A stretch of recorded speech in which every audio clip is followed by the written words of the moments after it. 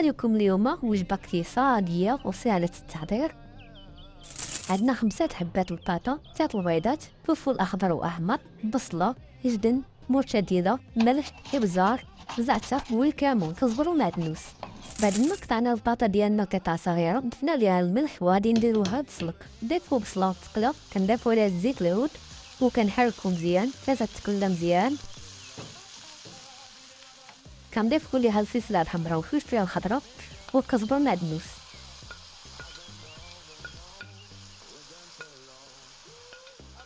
وتستمروا في التحرك حتى كيطيب الخليط كامل مزيان. بعد ما كيطيب الخليط ديالنا كنضيفو الباطا اللي ديجا سلقناها من قبل. من بعد كنزيدو عليه فرماج موتزاريلا مع مرشديدة. من بعد كنزيدو عليهم العطريه ديالنا، ثم كنضيفو البيض.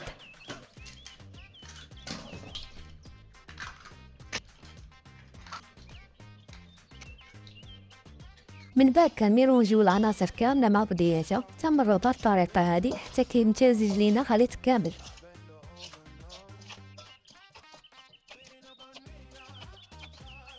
كنجيبو مقله سخونه وكنحطو فيها الدميجات هادو وكنحطو فيها الخليط ديالنا بهاد الطريقه هادي.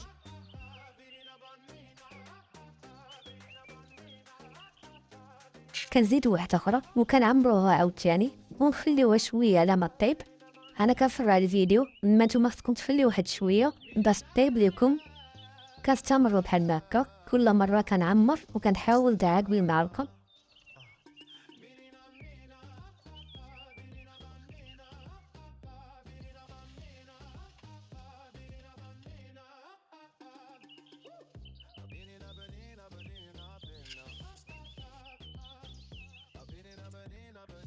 ملي كيطيبوا من التحت مزيان كيشدوا راسهم كنقلبوهم بشويه باش ما يتشتوش فينا في المقلب. الناس ديال الخليط اللي قاليه دازو في مول ديال الكيكه وزدت عليه الموتزاريلا وغادي ندخلو الفران باش يتحمر ويطيب مزيان من الفوق.